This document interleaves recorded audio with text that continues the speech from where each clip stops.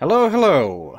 Welcome back to another art gripe, I guess. We're doing another page episode, is what Hello. a page episode. This one's going to be slightly different because unlike the previous one where we had like a whole thing we were doing where it was about B-stars, we're going to review B-stars, and it's going to be about this, and it's going to be well structured. This time it's just going to be us just sitting here just fucking around for the most part. And you asked me beforehand, it's like, Eli, what's the topic going to be? And I said, I'll surprise you. The topic is that I don't have a topic. Surprise. I don't like surprises, number one. And number two, having no structure means we're just gonna amble about. And with me, that's not good. It's like That's true. already, I have nothing to say. I'm boring. I have not... All right. But it's important that you took care of your page problems beforehand. I That's did. What's actually important. I did. Eli made sure that I went potty beforehand. Yes, I several think you times. even said potty, yeah. I was like, Yes. all right, well... All right, so I'll have a second surprise for you then. Oh, I actually good. did think of something beforehand to Okay. talk about. I was just All right. mainly kidding. But the general structure of this, I guess, as a talking point, and I don't mind if we go way off topic, is just the general nature of associated attraction. Okay. And that, like, I started thinking about that before we got started. It's like, I can't think about this too much or I'll structure my thoughts. And as a result, I won't be able to talk about anything. I don't know if that makes any sense, but I guess it's my writing nature. But anytime that I'm trying to figure something out, I'll start talking it through or I'll start writing it through, whatever it happens to be. And the more that I do that, the more my brain starts filling in the blanks. And as a result, because you're not getting me doing it live, then I'll start skipping, I guess, thought steps. And it just becomes nonsense. So... Oh, go ahead. Go on. What, You on first. Will you give me an example? Yes, I was, I was actually about to do that. Right, sorry. But I was thinking about just the nature of attraction, because was sure that because... First, I will say that whenever I started this drawing, it's like, you know what? We haven't had a good old-fashioned lewd drawing in a good long while. It's actually been... Because I used to draw very suspicious images all the time, and then I kind of got to where I didn't do that much anymore. Why'd you stop? Nothing in particular, I guess. I just stopped doing it. Maybe I just got less horny. Who knows? Or the world got less horny around me. Right, say, right. Really. But I decided, you know what, let's just knock one out of the park real fast. Let's do that. And that's sort of where the end of this came from. I forget what we were actually talking about. I think I found a picture of Muffet on Twitter that I sent you, or it was something like that. And we started talking about Muffets and something eggs, probably. That sounds like something we would talk about. Yeah, good old egg sacks. Like, and then I started... yeah, I was just like, ahead. I haven't drawn her a while, and egg sacks are always funny. And that's just the very, very simple structure of where the idea to do this came from. That's true. Plus, I also wanted to do I've been trying to focus more on doing dynamic poses lately, and doing a little bit more dynamic sort of lensing, which is really hard to pull off, and I've been kind of screwing around with it lately. And I recently started trying poser programs where you like take a figure and then you start like moving it around to put it in the pose that you want. And I sent you a preview of that. You remember on Facebook? And it was sort of in this pose. It's not the exact same thing. Not quite. But just being able to do that actually helps a lot. That's incredible. One of my problems actually, well, I wouldn't say it's a problem, it's just more me being lazy, I guess, is that I don't really use reference materials as much as I should. And even though drawing realism is not important or anything like that, you still have to know how the body works. You have to know how things work in order to draw them at all, even if they're stylized.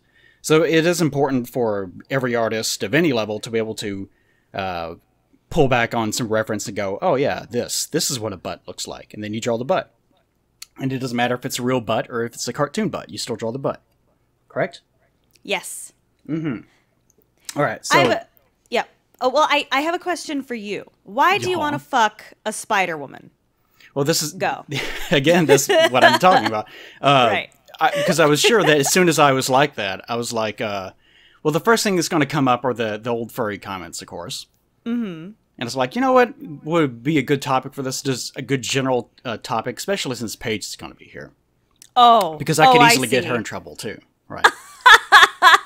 You bastard. But I started thinking, what would be a good topic for this? And that's where I came up with this idea of, like, associative attraction. Mm-hmm. And that idea of why is this attractive, why is this not attractive, that sort of thing. Right. Okay. Yeah. Because you have your own things that you can go into if you want to, that you're like, yeah, this. Sure, yeah, let's do it. Whereas if you show it to me, I'm like, no, not that. Not that at all.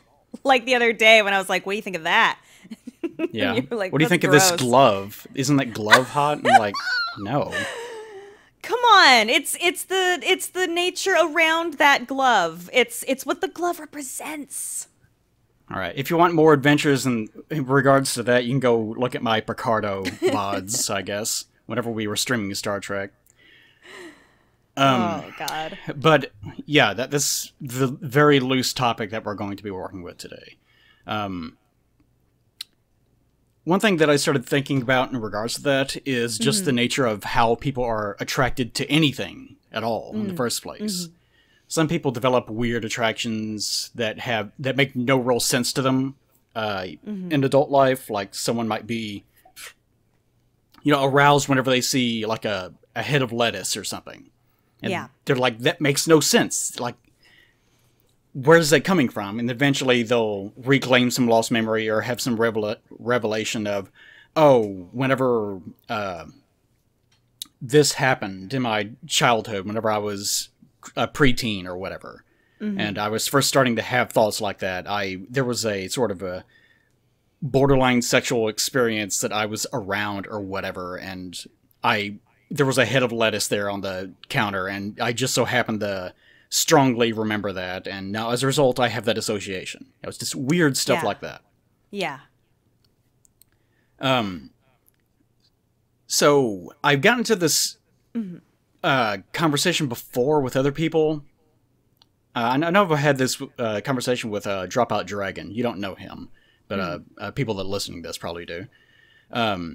About the nature of why people like become furries or anything like that. Right. And there's the like different subsets of furries, and then there's different subsets of those, and they despise one another in some cases. And really there's just a whole thing.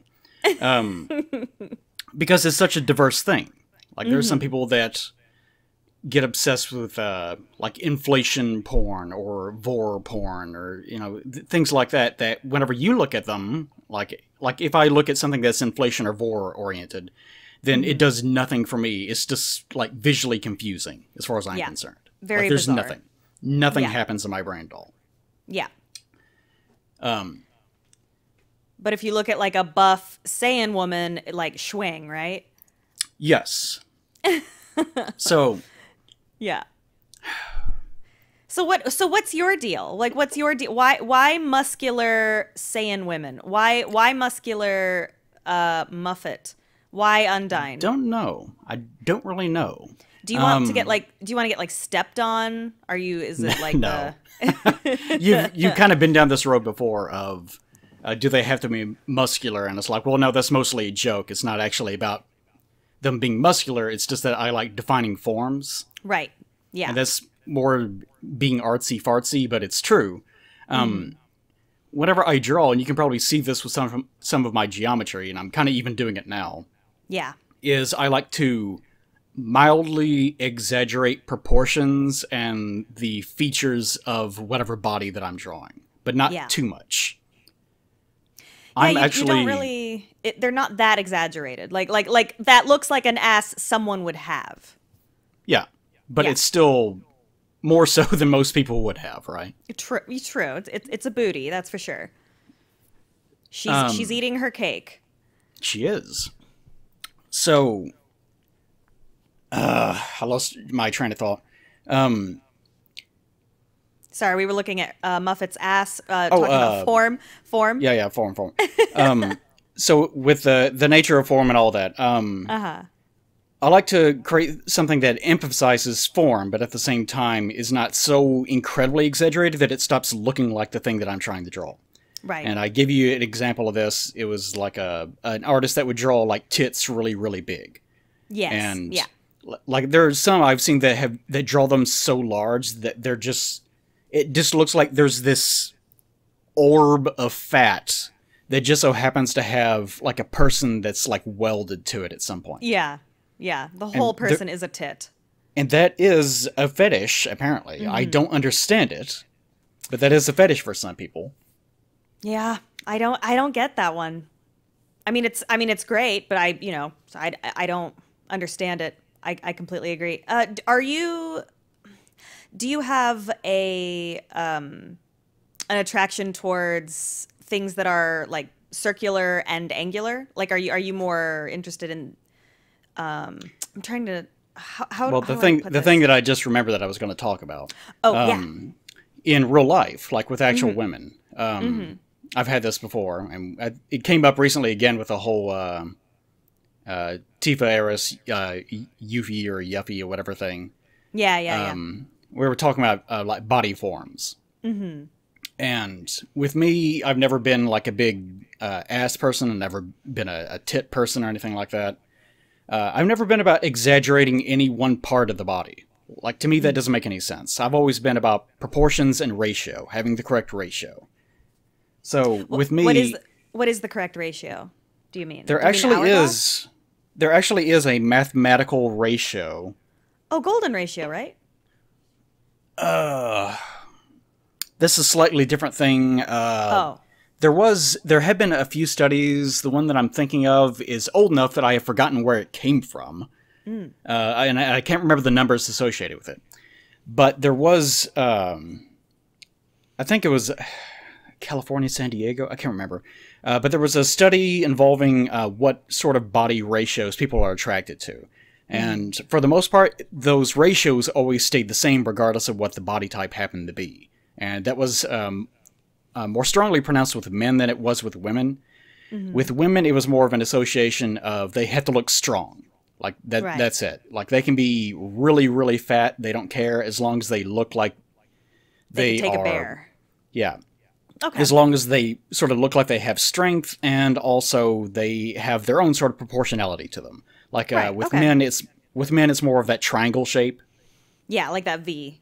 Yeah, and of course, women Yeah. it's the hourglass shape, of course. Right. But there is now I can't remember the numbers, but there is a defined mathematical ratio to the proportions that the human eye is looking for that makes the brain go, attractive, like this. Like that's healthy. This looks good. Okay. So Is it whatever a measurement number like 36, 24, 36? Like, Yeah, sort of. oh, I okay. think there might actually be 4 numbers. I can't remember. Oh, It's something to look up later, I guess. okay, yeah. But yeah, that in itself is pretty interesting. But with me, I'm all about that, like ratio, trying to find that, the golden ratio, whatever you want to call it. Just in my drawings, trying to make sure that I'm nailing that, while at the same time differentiating body types if I can. So with big muscular women, you'll notice that I'm still amplifying the forms, but I'm maintaining what that ratio happens to be.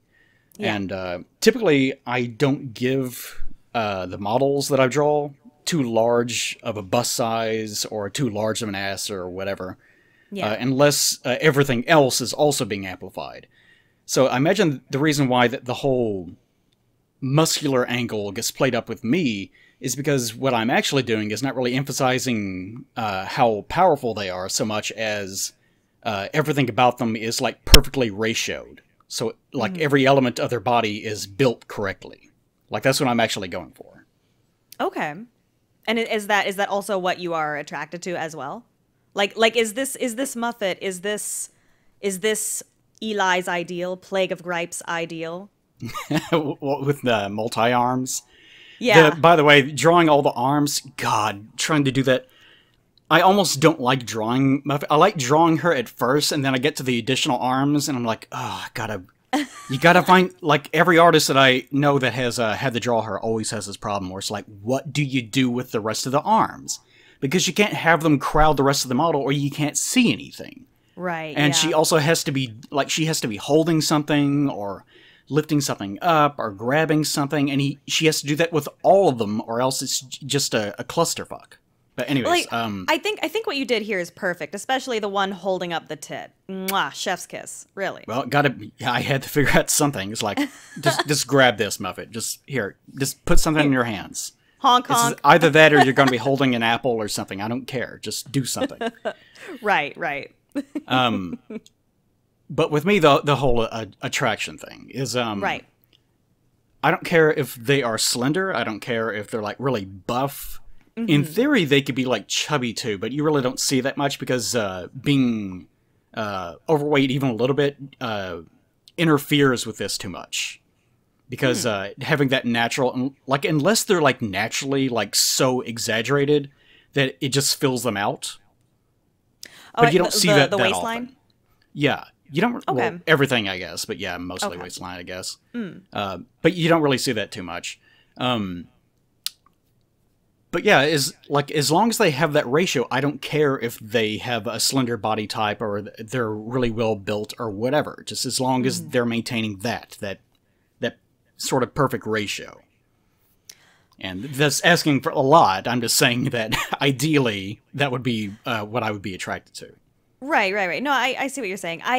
Oh man, I wish I could look up exactly what you mean, because I'm so curious what that ratio is. Because I feel like I may have read something about this at one point where it's like, it is the measurements, but it's like 10 inches, or there's some weird thing between at least for women, the bust, the waist, and the hips need to be, quote unquote, a certain measurement apart in order for like maximum generic attraction. I don't know. There have been several different kinds of studies, and I really don't like pulling up articles written by websites. I really prefer to pull up like scientific journals or something with citation to it. So I'll scroll and try to find it. But one of the first things that pulled up in my search results, and it had already turned purple, so I knew that I'd been there at some point. Oh, there you was go. Something from 2016, which is a Today.com article, weirdly enough. Ideal to real, what the perfect body really looks like for men and women. So this is probably something that was talking about it. And I will send that to you, and you can sort of peruse it whenever you want to. Yes, please. Thank you. But that's related to the thing. There actually have been several studies, so it's not just that one thing. I'd hate to have one citation. I really wish that they actually say... They probably say somewhere where this information comes from. Otherwise, it would be worthless information. Always have citation. Always cite your sources, kids. Very important. All right. So anyways, yes, with me, the whole attraction angle and the way that I draw, everything that I draw is aiming towards that. Trying to find that sort of perfect ratio. You have very different attractions. I do. For me. I do. Very, very, even though we both really like Undyne. That's true. It I think might we like be her for for different reasons. Yes. I think so. When it comes to Undyne, what I really like is, well, are we talking physically? Yeah, sure. Like that idea? Let's start with that. Because there's a lot to say about the kind of personalities and everything else we're attracted to as well. For sure. When it comes to women, I very much like very tall. I like being the small one, and I like taller women. I like women who want to beat the hell out of me. Not want to, but look like they could. That look like they could. I loved it. Don't look at me like that.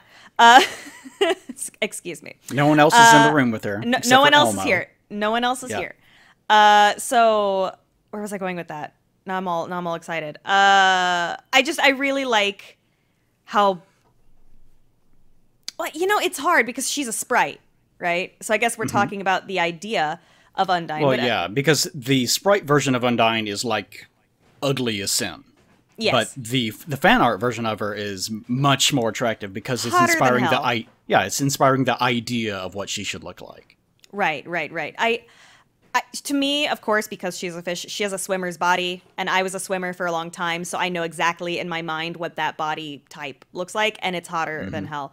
When it comes, of course, to men, I like skeletons, as you know, but they have Right. to be Male they have to be skeletons. yes, they have to be masculine presenting skeletons. For some reason, the idea of, well, this skeleton is female, right? Female. I nothing. It does nothing to me. Well, you've If said I before, even yeah. and I don't mean to get too inside Please. baseball with you as far as No, please. the things that you like are. But you've mentioned before that you Yeah. really like it whenever they are masculine presented as being skeletons. And you sort of define that as the bone structure needs to be like thick, like more so like it's more like almost like not like a tree trunk, but it's just thicker, wider. It's more masculine appearing, even if they're It's even if they're completely quote unquote nude. yeah. Well, Quote, it's no gloves. It's quote unquote. Well, it's funny. You actually tested me on this. You were like, okay, this one, and I was like, no, that's a female, and I was right, right. And I couldn't quite describe what it was, but each time you showed me one, I could tell you without a shadow of a doubt which one was male and which one was female, right? Yeah. And we and I also guess- discussed some other things about what other kinds of things would you be attracted to, blah, blah, blah. And I was Right. like, maybe it has something to do with the fact that there's segmentation with the body form. Because there's other things similar to that. They're like, yeah, I like that too, but I'm not really sure why. Yeah, robots, basically. Like, I love Transformers. I think that's hotter than hell. I don't know what my problem is, but I would let Optimus Prime do anything he wanted. Like, Well, we all I don't would, know what it Paige. is. That's I know we fair. all would. That's just Prime. But, like, I guess it is that segmented. I like angular, mostly angular features. And I guess that is so heavily exaggerated on a skeleton, and the skeleton's like, hey, what's going on? And it has a personality and everything. Sploosh, I don't know what my problem is, Yeah. but everything about but- it is attractive. You can see why I decided that the topic of this should be that associative sexuality thing. Right, yeah. With all that, like with you specifically, it seems like your gender roles are reversed from what they normally would be. Yes. Like you like women, but you like them to be almost masculine, like taller than Yes. you, powerful, like all the things that even that article that I was talking about all stipulate those are the things that women typically are looking for with their man, is that they need to be taller than them, they need to exhibit strength, and they need to have confidence, all those things. Yes. Whereas with you, that's women, and more specifically with men, you have different standards, right? Yes. So with real men, real people. So my Real men, my magical stupid fantasy that is admittedly fucking dumb is magic skeleton, robot, whatever. But in real life, I am crazy about short men. I like men. I used to have this stupid rhyme that was like that I would joke around with, but it's also true. Like, if you're above 5'8", we ain't gonna date. Right? I have literally, I can look at a man and he's like, I'm 5'10", and I'm like, whatever, you're 5'6", come on. Like, I can always tell when they're right around 5'8", because I'll look at them, and even if they're like hotter than hell, I'll just be like, it does nothing. But then I'll be walking around, and there's like a shorty walking by, like 5'5", like close to my height, and my neck will just twist around and be like, who the fuck is that? I don't know what it is. And I also like them. I like the men. I like my women more. I like an hourglass on a woman, but I do like that musculature, I suppose. On men, I like them to be chubby or thicker, and or shaped like a basketball, as it were. I just think Right. it's adorable, and I like them very, very short. No, I wasn't going to sit here and try to psychoanalyze that and break it down like, why is Paige wrong? Or something like that. No, I know. More that I just wanted to point out that Yeah. there are different reasons for why people are attracted to the things that they are, right? Yeah. And with you, I'm sure that there is some reason, and part of adult life is just trying to identify the things that you are attracted to and then figure out why this. Track it back to where it originated, and then come to a better understanding of yourself as a result. Like, right? Yeah. That's like adult sexuality. It's just trying to figure things like that out and not have it go completely haywire to the point Right. where it develops into something unhealthy, because it Right, of easily course. can.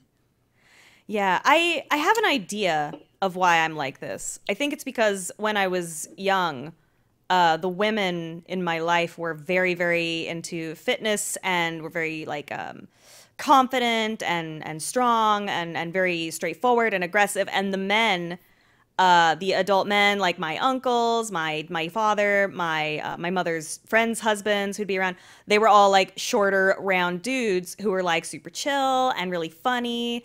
And I thought to myself, oh, this is what it is, right? I think. When I have done some self-examination, I'm like, oh, maybe that's my brain was just like, well, that's what love is. There you go. And I that's the closest thing I can come up with why I am that way. Something that I have noticed with people, and especially women, but this is also true with guys, Yeah. is I have noticed that a lot of the times the things that we're attracted to, like both, like not just physically, but more so psychologically, come back to this notion of a trust and how much of that trust you can place in someone.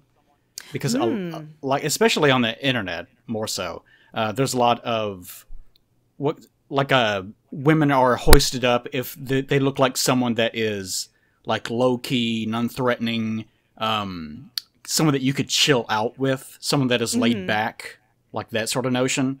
There's a lot of that. Yeah. With me, there's admittedly there's a lot going on there, but it sort of comes back to the same thing without getting it too much just yet. Right. The whole idea of is this person someone that you have familiarity with, like instant familiarity. One example, this is kind of a creepy example, but I'm trying to be academic about it. No, totally. Is whenever family members are completely separated, I forget what the term for this is. Pat would probably know it off the top of his head. Whenever they're separated and then reunited, there's a weird, like, romantic or sexual attraction between them because their bodies sort of recognize, oh, this is familiar somehow. I don't know why, but, there's that sort of a period, I can't remember what it's called, that goes through development for kids whenever they were between the ages of like 1 to 5 or something like that, where you developed this notion of this is not for romantic feelings at all. And it's like, sisters, brothers, that sort of thing, where our brains are hardwired to tell us, no, not this. And if you're not exposed to that person during that time frame and then you get reunited, you end up with weird stories about a guy marrying his grandmother in Ohio or whatever it was. Okay, yeah, because I remember seeing like a documentary thing about like, oh, I found my dad and now we're dating, and it's like, what the fuck? And I guess it's very strange, but that's where it stems from. Is our brain has mechanisms, inside of it, chemical or otherwise, that are hardwiring us to feel certain ways towards certain things. And a lot of that is also tied to that familiarity, that sort of trust that we innately have of this person that I just met. There's something about them. I don't know what it is, but it makes me feel very casual around them. It makes me feel normal. It normalizes who I am while being around them. And you'll notice a lot of people's stories stem back to that. It's, this guy reminds me of my dad. And you're not attracted to your dad or anything, but just that familiarity and that sort of comfort of being able to trust them sort of inspires romantic feelings. And having you say something like all the women in my life or people that were like this, and the men in my life were people that I trusted that were like this. So you now have that associative feeling of this equals romantic attraction or physical attraction. I suppose so. I do you think that your parents and the adults in your life, your village, as it were, do you think that has a direct correlation onto what you will potentially be attracted to later in life? For Does that people make in sense? general? Yeah, yeah. Like, do you think that we as humans, do you think that is part of what Yeah. makes us attracted later in life? Right. There's been a lot of studies. Of course, I am not a scientist. I have, like, I can't say that I've researched it, but I remember Right. reading articles about stuff like this. Okay. It's interesting to go down, but yeah, I would say that there is a link between those two things, where your experience as a kid sets the framework for how you think about the world around you, and as a result, the sorts of things that you're going to be attracted to. Wait, real quick, an art question. I love when you have like those. I don't know what to call them. I guess greedy hands within the frame of the Right, the right. view, the, I was view, trying- the viewers' I was greedy trying to hands. think I of, love them. What was your question, though, dear? Oh, excuse me. I'm so sorry. My question is, Nice why- hands. I'm sorry. Nice hands. No, my guess my question is, why and when do you choose to use them? Do you usually use them only in the cheesecake kind of pictures, or? I really just wanted something to fill the frame, and the fact that this is one of those things where I don't think about it too much, but it is something that I do think about at least a little bit. But anytime that I'm drawing something that's meant to be provocative, being able to set it from a point of view of the viewer helps a lot. And I think so too. Here's some good general rules for inspiring this sort of suggestive theming with your drawing. One, being able to tell a story with the drawing itself without any speech bubble goes a long way. Being able to, Yeah. just like erotic fiction or something like that. I have seen in the past bad erotic fiction. It's not something I go searching What? for, but it's come up once or twice. And there's a distinct difference between good fiction of that sort and very bad fiction. Yes. And the bad fiction is always like, and then he like saw her and she was hot and they've totally fucked, and that's it. Like there's no setup, there's no tension. yeah, there's no creation of a scene. There's no foreplay to anything. It's just Yeah. penis with your penis, and that's the extent of it. It's just brain dead. Right. Whereas the best kinds of setup, and this goes for any kind of fiction, it's not just romantic or sexual or anything, is anytime that you're able to this whenever I sent you you can see me using snip tool to send you my progress, but anytime that you're trying to do anything like that, setup is important. Being able to set your scene, being able to create atmosphere is extremely important. So the fact that whatever I'm drawing, I'm trying to both set up something that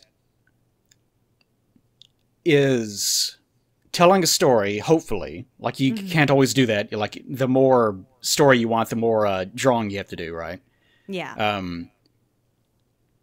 But I've noticed people making fun of my eyes, especially, because I always kind of have these very distinct bedroom eyes to everything. And Yeah. even whenever I'm trying not to do it, I end up sort of falling back into it, because I'm like, well, everyone's eyes are usually half closed anyways. And What? well, it's not like everyone's walking around bug-eyed all the time, right? I suppose. So, like, anytime that I start trying to get too far away from it, I end up accidentally exaggerating it. And that ends up making them have, like, bug-eye qualities to them, or, like, their eyes are almost completely closed or something. Yeah. So I tend to try not to do that, because I can't control myself, usually. But anyways, setting it from the perspective of the viewer helps a lot. Being able to make even whenever I was coloring the hands, I tried to make sure that they were not aggressively white or black or anything, just sort of mid-tone, so that you could see them as being whatever color that you need it to be. That goes a long way as well. just being able to craft an idea behind a situation goes much further than just like, oh, here's a nipple or whatever. Yeah, I feel like if you had shown like straight up her like vag or like her tits, it wouldn't be nearly as lewd as this because of the hands. I don't know what it is. Yes, that's my modern career right there. Is right. Just how sexual can I make this while also having it be completely tame? Right. So that's where the whole Plague Totally Not a Furry thing comes from. It's like that's the joke. It's that. Why are you a furry? Why are you a furry? Well, it depends on what you're talking about. I'm definitely not a furry if you're talking about the like the costumed things. Like whenever most people hear the word furry, they of course think of the big fursuits with the big long snouts and whatnot. Mm-hmm. And even whenever I think of furry, like furries, I imagine that. I imagine not the suit specifically, but I imagine drawings where there's these multicolored wolfmen, and they have these really big, long snouts, and they're all inexplicably all male, and they all have like these giant like wolf dongs that maybe sometimes are actual dog dicks, or sometimes they're like human dicks. Yeah. And I'm like, no, not that. Like whenever I think of furry, that's what my mind goes to, because that's my association. That's right. Again, that's how people think. Mm-hmm. But with me, my whole attraction thing is more xeno-oriented, more than it's like furryism. How do you mean? With me, it's more, and I've sort of tried to track this back over my adult life. Mm-hmm. But I think it's that whenever I was growing up, I had such a bad relationship with like everyone, like all humans. Like it didn't matter if they were like friends, because I really didn't have any close friends.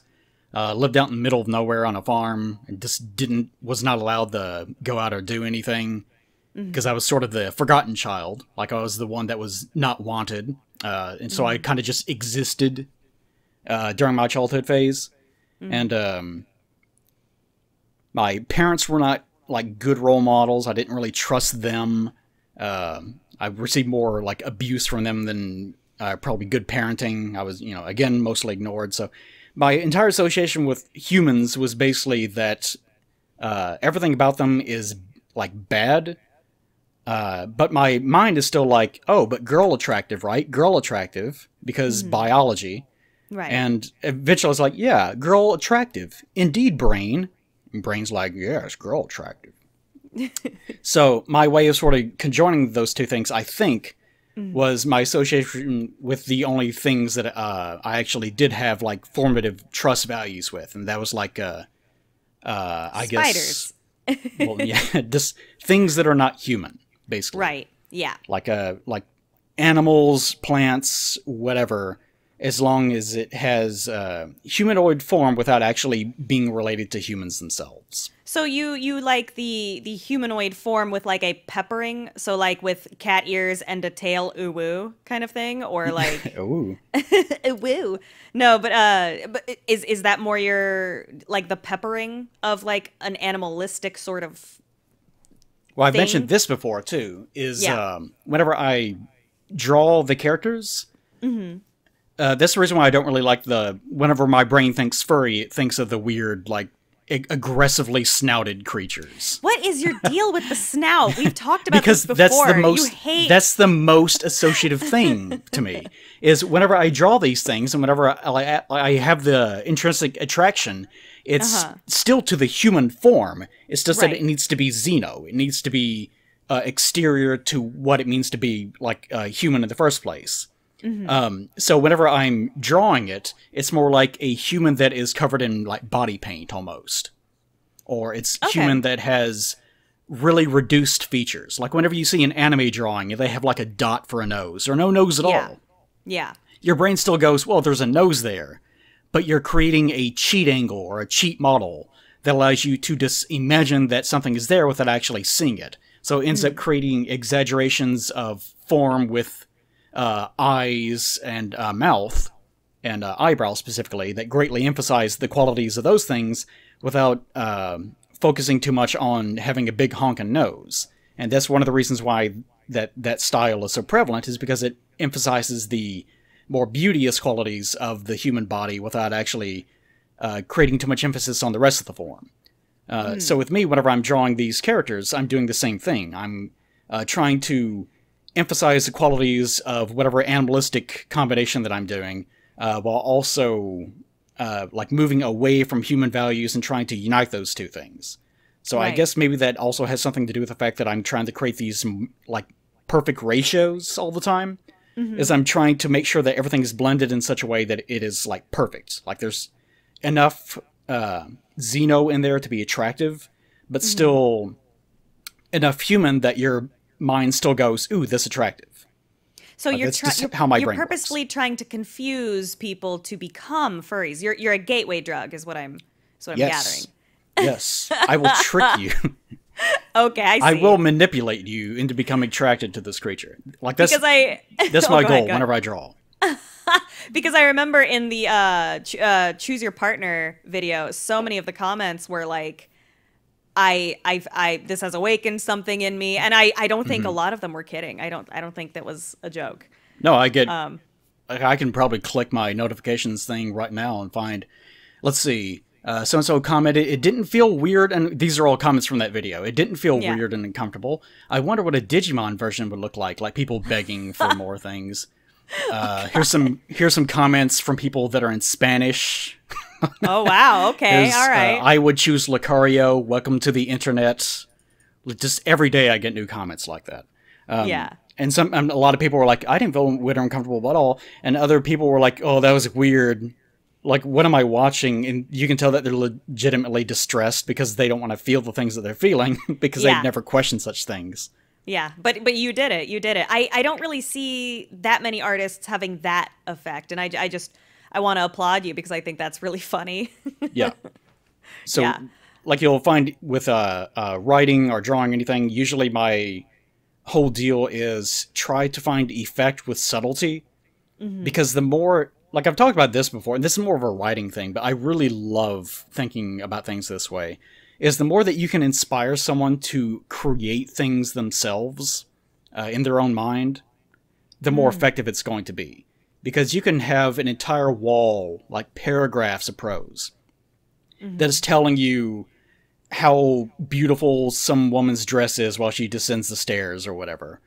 But if you are somehow able to... and the phrase brevity is the soul of wit comes from the same idea. But the more that you are able to get the reader to just imagine the most beautiful dress that they've ever seen, then naturally the more invested they're going to be with the final product. They're going to be more invested with the final product on their own, because they're the ones that are creating that investment. And the same sort of idea, and I think that's from my Let's Gripe About Writing thing that... By the way, if you want that, I think that because some people complained about the fact that had gone through a takedown thing because of YouTube. I'm pretty sure that I have all those hosted on Vimeo or something, and they should all be in the comment section of those videos, even if they've been taken down. So if you just want to go like part 1, if you're interested in reviewing those things, if you ever wonder where they went to, just go to the description, look in there, and they'll be there. Sorry, got sidetracked there. No, you're fine. But, yeah, I talked about that, the notion of creating the experience through the mind of the viewer versus actually doing it the hard way. And drawing and attraction, all that works the exact same way. Is the more that you can naturally get the person to... this goes for politics, too. The more that you can get people to think... The more you can get people to think the way that you want them to think on their own, like convince them it was their idea, the more effective it's going to be. Like that's how they teach people to win debates. Like if you get taught in business school, business school sounds so childish. But if you get taught in business schools, like how do you get people to do what you want? It's like, well, you get them to think it was their idea. That's how you do it. Yeah. Yeah. And the same thing goes along with a drawing too, is that the more that you can... like a lot of artists want to just create the most exaggerated thing that they like, because they're exploring. Like it's like the reason why a lot of people write is because they're just trying to figure things out for themselves. Right. And artists think the same way. Is they're trying to amplify the things that they think are attractive, and as a result, sometimes they can get too amplified to the point where it no longer is attractive to anyone else because they've just gone way too far. With me, thankfully, it's not a result of a conscious decision exactly, but thankfully I'm the way that I am, where everything is more about perfect proportions, making things as even as possible, as accessible as possible, that it just sort of works naturally. Here's a question I've been wanting to ask you. What did you think of that picture of Tifa without her gloves? Did that not feel Oh, whenever I was doing dirty? whenever I was doing the playthrough on Twitch, Yeah. we came upon that scene of the bar. And I'll let this, oh, it's those idiots again. I have the window up, so in the rare case people actually drive past, you'll hear it. But I made the comment whenever that scene of the bar came up, it's like, oh, that's weird. She looks naked almost. Because it's just so abnormal for her to not have that element to her design. Which is really strange because, you know, she's wearing these really sexy clothes, right? But as we know Tifa, that's what she wears, and it's just, that's the way it is, right? But the moment just this, it's not even gloves. It's like a half glove. Like they're fingerless gloves, aren't they? And she just takes them off. And I remember seeing that image, and I looked away, and I remember like being like, am I blushing? Like, I felt so weird. Like, why? Yeah, she really does look like she's naked at some point, or there's something that you're not supposed to be seeing, or there's something weird going on with that. And I don't know if it's because we have there's a couple of guesses. Maybe it has something to do with the fact that we're so ingrained that this is what she looks like, so anytime it changes too much. But then again, whenever she just wears the blue dress, like weirdly, her dress at the mansion, whenever she's doing the whole Don Corneo thing, is actually less provocative than her just not wearing the gloves. Yes. With her normal outfit. Yeah. And that has something to do with both the association and the fact that the natural proportion to her original design is completely weighted on her wearing something on her arms. That's the way that... right. That's how it frames her entire design. So whenever you remove that, it makes her... like, it's very jarring, and your body automatically probably is feeling that as... like something inappropriate, because it still looks good. Because her boots are red, and those gloves, they are red, aren't they? I believe they're red. Yeah, so it's kind of a burgundy sort of thing going on. But yeah. But yeah, I guess that when that proportion is thrown off, like I looked away and I was just like, nope, I didn't want to look at it. It made me not upset, of course, that's a little strong, but I was just like, oh, ooh, I should not be seeing it. Oh wow, she's got a beard there. Oh, shadow. I was like, what's happening? Yeah. I've been trying one of my problems with shading, I've been trying to get more aggressive with my shading, and I'm not doing such a great job of it. But what? It looks fantastic. It's fine. But I've been trying to create more, like, room shadows, I guess is the way to describe it, where you're not just shading the body form, but also, like, there's something that you're seeing off frame that is laying across the entire body, that's casting like a really deep shadow across certain segments of the body. I've been trying to do that, but I can never quite get it right. One of those things, one of my long-term projects that I work on every time that I do anything. Huh. And as I've been doing, you've noticed that the sketch took the longest time. This is because the original files that I created, I have... like, as it goes on and I get more into the shading, it's going to keep speeding up until eventually we'll get there faster than you think it would. I think this total drawing took like 8 hours. Yeah, I think you mentioned 8 hours. That's impressive.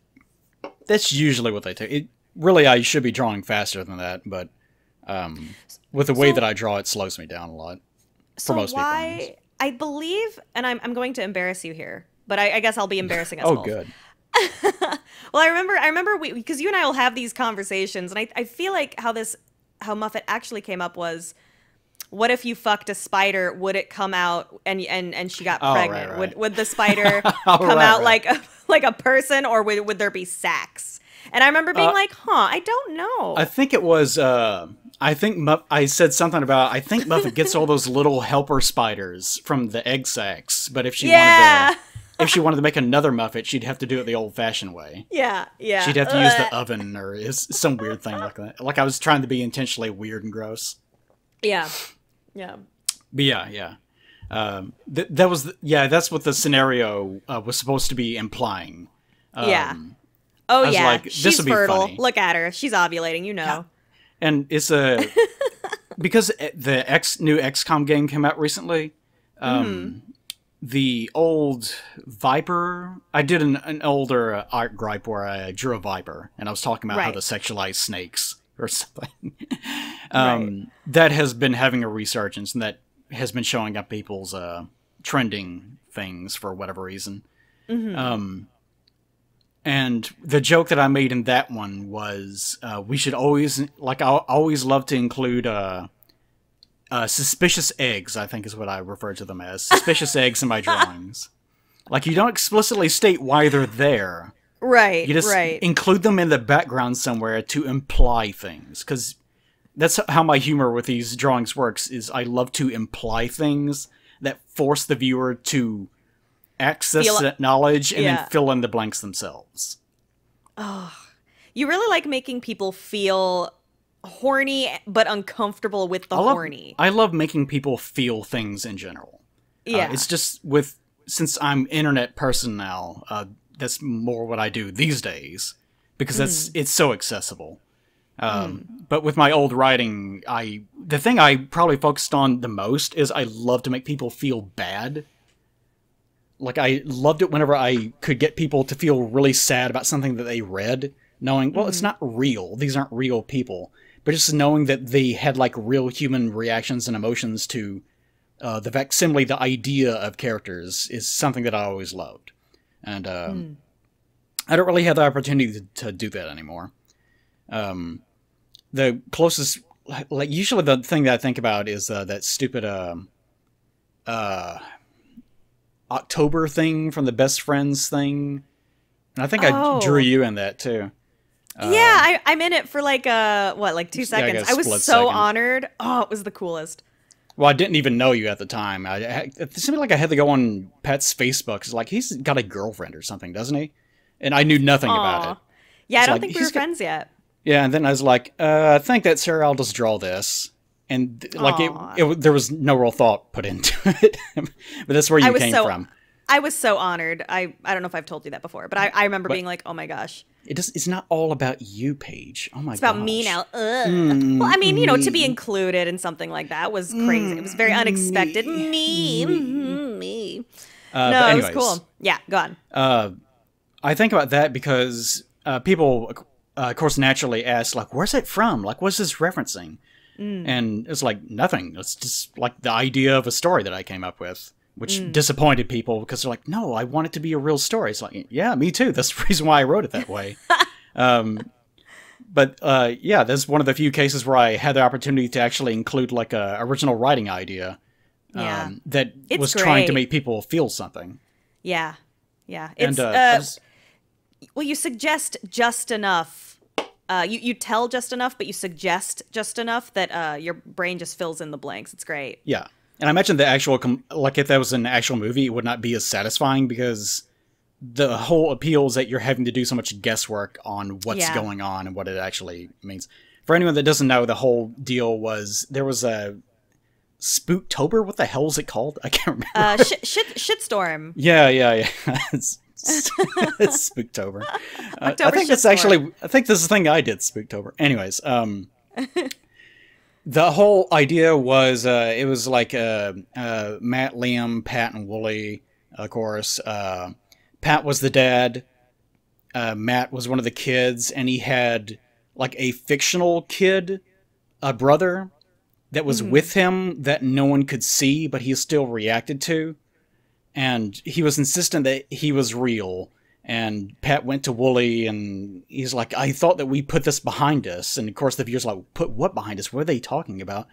And, of course, Wooly does his... What was it? The evils of premarital sex. Yeah. You must suffer consequences of the evils of premarital sex. He did a good job with the voice acting of that one. Oh, it was so good.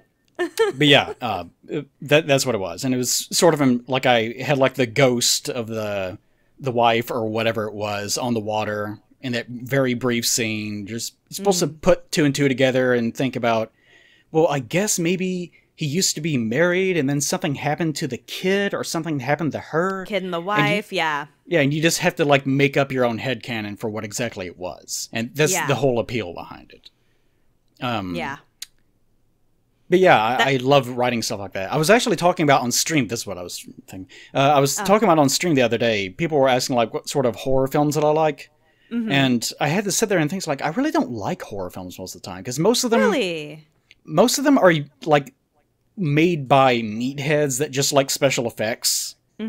So most of the time they're just dumb like pornography films where someone's just running around hacking someone or whatever. Like there's no psychological component to it. No. And that's the thing that appeals to me. Isn't The Thing one of your favorite movies though? Yes, but mainly just because it is it's one of those very rare cases where I'm actually like sort of nostalgic for something because it occurred so early in my life. I have like almost nothing in my life that's like that. The closest things are probably The Thing and Final Fantasy VII, although that didn't work out so great for various reasons. Wow. I also like the fact that that movie is psychological. It's just that I don't think they played up the psychology behind it as much as they could have. And you can go watch the Thing commentary that we did, actually. That's true. Me, you, and Ben. If you want to hear more about that.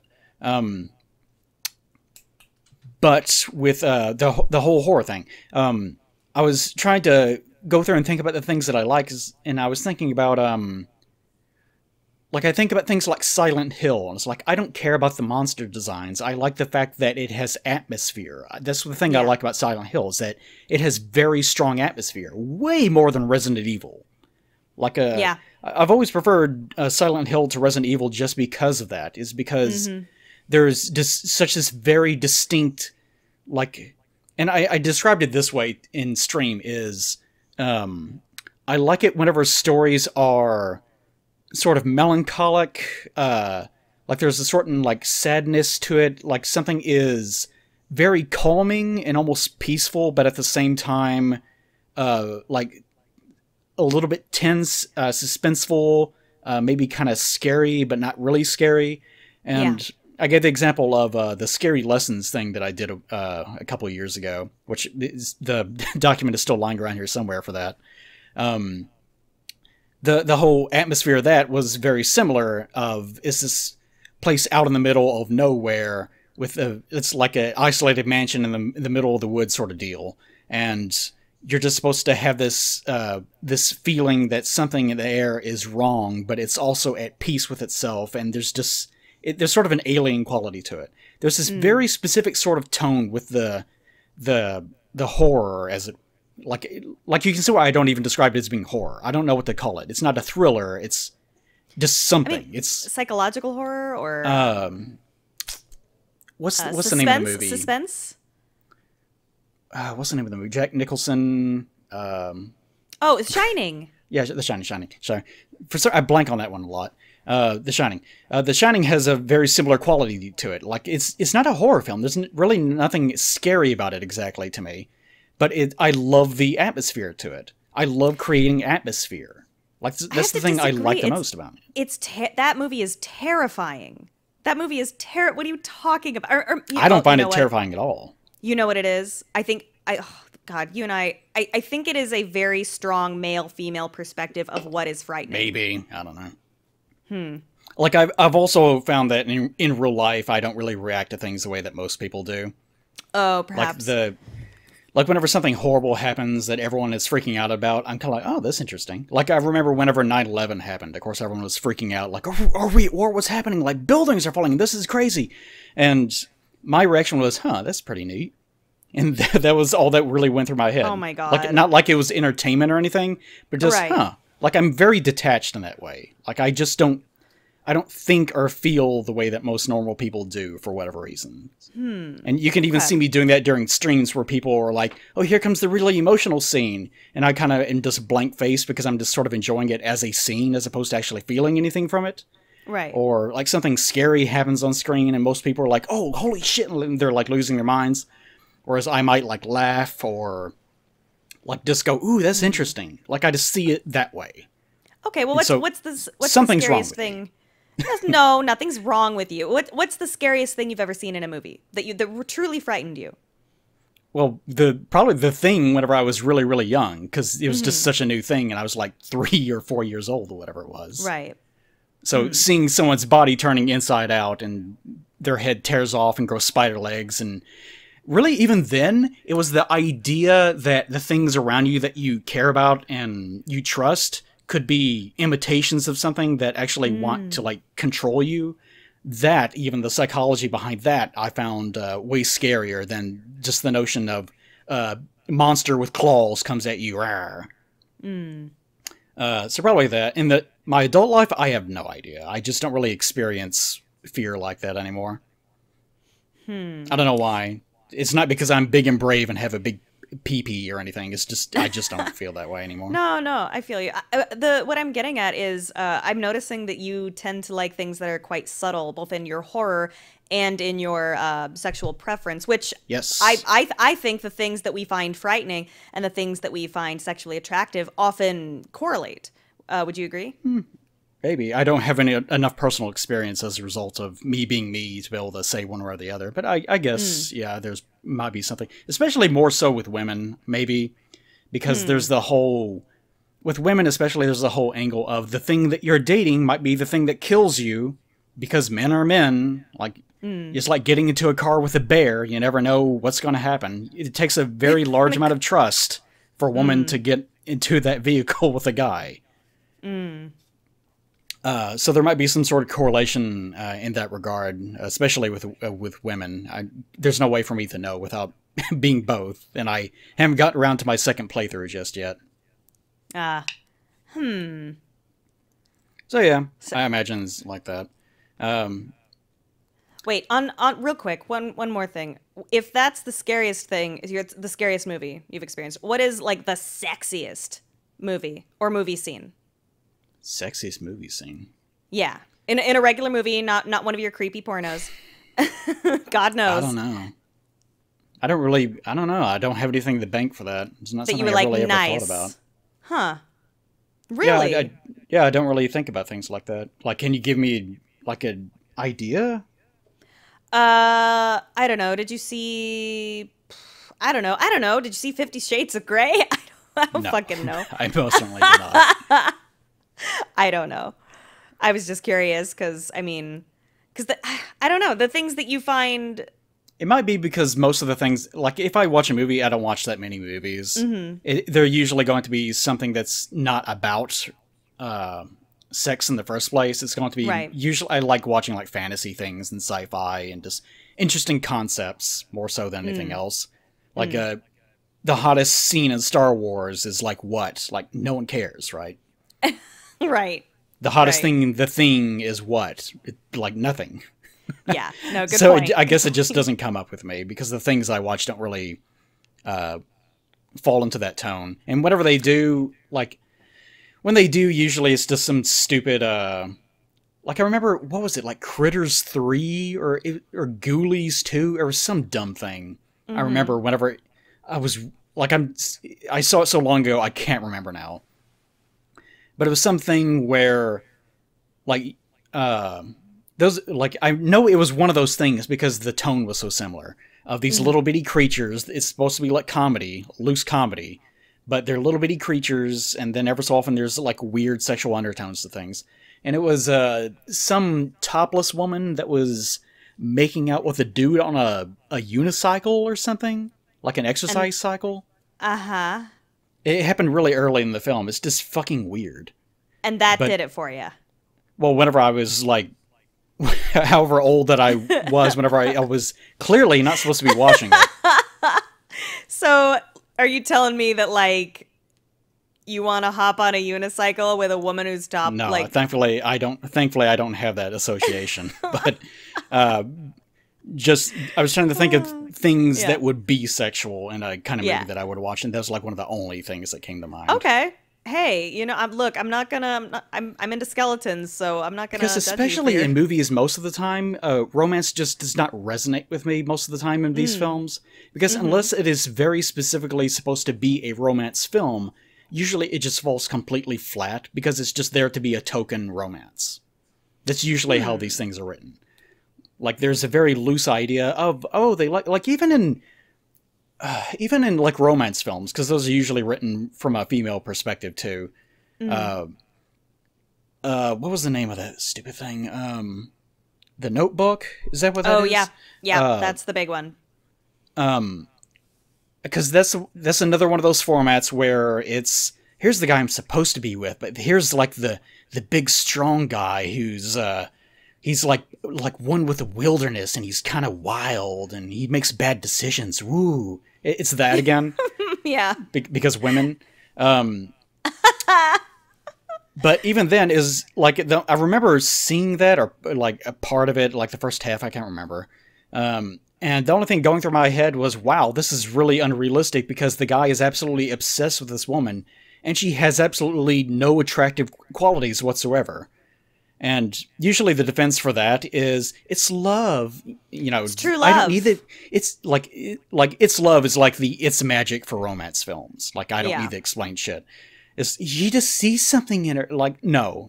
Like, the reason why it's this way is because that's the whole fetish. Is the women like to project themselves onto whoever the female character is, and the female character is usually like a pile of garbage, or she has no redeeming qualities, or she's incredibly boring, or there's just She's always nothing to her. she's a mousy brunette who's clumsy and Yeah, kind of, she's makes very poor even. choices. Yeah, Yeah. she's average in every way. Yeah. And the whole appeal for that is that, oh, the guy that all the audience wants, because he's the true alpha male. He's the one that's the big and strong one that is like sensitive but also still like a beast at heart and all these other dumb things. And he fucks. Yeah, he wants her. Like Yeah, that's only her. that's Only. the ultimate like female fetish is just this idea of I'm shit. I know I'm shit, and I spend my life trying to make sure that no one knows I'm shit. But he knows, but he loves me anyways. And also, he's the one that all the other women want. Like that's the thing. Yeah. That's Yeah, what of everything is course. dialed into. So whenever you have a romance film, that's all I see. Like I don't. There's no actual romance because there's nothing presented from the perspective of the guy. And I imagine even if it was, it would be like, whoa, I saw her boob for a second, so now my penis get hard. It would be something stupid. Like there's no actual psychology behind it. There's no subtlety, so as a result, I don't care. Right. Okay. So there's no love story, no romance of any kind that you've ever seen in a movie that wasn't just a romance that you were like, huh, The they only did time I that can all think of right. is the only time I can really think of that is like if it's in like an anime or something. Really? Because like Beastars is a good example of that. Yeah. Where it actually Yeah. makes sense from both people's perspective, and it's not presented as this being a stupid joke or a fetish. It actually makes some Yeah. degree sense, and it's Yeah. real. And Yeah. even though they're like animal people, it's still real from a human perspective, and that's what I like. Yeah, I completely agree. But however, that is would you agree or disagree that Beastars, at least in this first season, is a romance? For the most part, yeah. Okay. Did you ever catch up on it? Manga wise, no, I have not. Okay. But yeah, I will, so we can talk spoilers. yeah, like it And starts you can draw getting your less big that boob a little rabbit, bit, I I guess. guess. Huh? Yeah. It Yeah, starts yeah. getting less so that over time. Oh, interesting. Like Okay. it's still there, but you know, it starts getting a little bit more focused on world building and things like that. Okay. Okay. I'm excited.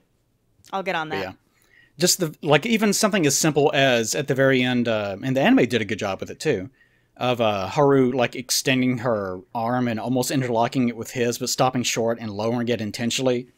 Yeah. And it wasn't to like cock tease the audience. It actually meant something because her fear was still there, and the knowledge of we have to be subtle about this. We have to actually approach things correctly rather than just going Holding in with like, hands. yeah, Yeah. like that was there too. Like the fact that there was psychology behind it is what did it for me. Yeah. Yeah. Okay, I understand you a little better now. Yeah. That's probably the reason why with my drawings too, I'm like I don't take it that seriously. Because to me, like, oh, it's sex, bleh. It doesn't really mean much of anything to me. So whenever I draw the sexy spider, to me, it's kind of a joke. Like it's like sure, I guess. Like I feel no arousal staring at this. Certainly, Oh, you're a liar. You I definitely lie. do not. Um, some of that might be because I'm the one that drew it. I don't know. Oh, so that's your Like baby. Well, maybe I have no idea. I haven't really explored it that much. But to me, it's like especially whenever you're drawing it. To me, anyways, I like especially if you spend 8 hours drawing something, you're not popping an 8 hour boner, okay? true. Like especially if you've drawn a trillion of these fucking pictures. Like to me, it's just this is the drawing. I'm trying to make sure that it succeeds for other people, but for me, Yeah. like it just there's nothing there. Yeah. I just want to make sure it's the best picture it can be.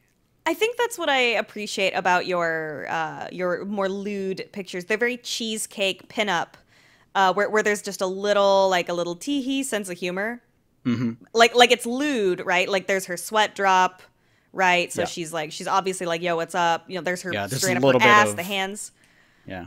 Like moisture. if she did not have sweat drops and a light blush, then the tone would be different.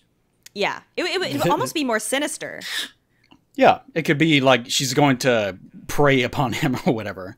Right. Whereas right. now there's a little bit more context for like the point of view of the viewer and the point of view of her. So Yeah. Huh. like create stories with your images. It's very important. It's beautiful. Don't just draw the big tit and like oh big tit so big oh titty big Well, hey, big now boner big titty. there's a place for that. You know, There there's, is, but it's just a small place. or a for the big pea brain that place, it big inhabits. thick place. All right, so here we go. Final picture. Calm down, Pete. Sorry. All right. So, any final thoughts about the nature of associative attraction? Shit's complicated It is. It's very and complicated. frightening. That's Yeah. how people work. Is we grow up, we have all these weird associations, and those translate into attraction in various ways. And unfortunately for me personally, one of the reasons why I'm still single is because I just have such a disassociation with actual women. Because whenever I see an actual woman, usually the only thing that goes through my head is it just looks like a guy with some fat on his chest, or that's what people look like when they have makeup on their face. Like there's nothing there most of the time. Like we've been through this God. before, where you show me pictures on Facebook, like isn't she hot? It's like I guess, like she looks pretty. We gotta And it get just- you out of there. Can we just get you out of there? Just come hang out with me. Well, I'm here's a the thing. great wingman. Come on. In order for that to happen, that formative element of attraction still needs to exist of trust. And in order Yeah. for that to happen, I have to have good. It's like building confidence as a young adult. The way that you do that is through success. And in order for you to have more confidence in yourself, you need to be able to have that success in your life, where you try something, it works, you build on that, and you just keep going until you become a fully fledged adult because you know exactly what you're doing and you know how to do it. With romance is kind of the same way. You just need to have little successes that even if something falls through, you're still confident that the way that you explore that element of your psyche actually did work correctly. But with me, all of my experiences have been bad enough or just nothing enough that just isn't there. So that innate trust that I have with people also does not exist. Which is probably a sentiment you'll find very common in the comments section of people. The kind of people watching my videos don't really trust other human beings or have not had particularly great experiences dealing with other people, romantic otherwise. I can understand that. Yeah. So there you go. All right. So hope you guys enjoyed our time together with Muffet's butt. Even though it doesn't really mean anything to me personally, it's still Muffet's butt. I'm sure you're getting something out of it. Methinks the lady doth protest too much, Eli. Well, if someone else drew it, then maybe. That's a weird thing, don't you think? Do you get that at all? The fact that Yeah. if you're the one doing the thing, that it doesn't mean anything? Well, because I know you, and you're sitting there going, "Oh, I could have done this better," or "Oh, that's Yeah, off," or da da da. I'm also like Whereas, analyzing the actual picture. exactly. Whereas anyone else is like, "Look at that fat fucking ass." You know what I mean? Yeah, So- it's the whole meme of two cakes presented by two different artists, and one artist is like, my cake is shitty. It's not as good as that cake. Whereas the viewer's like, ooh, two cakes. Two cakes, exactly. Yeah, exactly. So there you go. Two That's a cakes damn fine right there, cake. right for you. Yeah, Beautiful good cake. All right. Thank you, Paige, for showing up. We'll do this again Thank sometime in you. the future. Yeah, let's do it. All right. Say goodbye, Paige. Goodbye, Paige. There you go. All right. Thank you.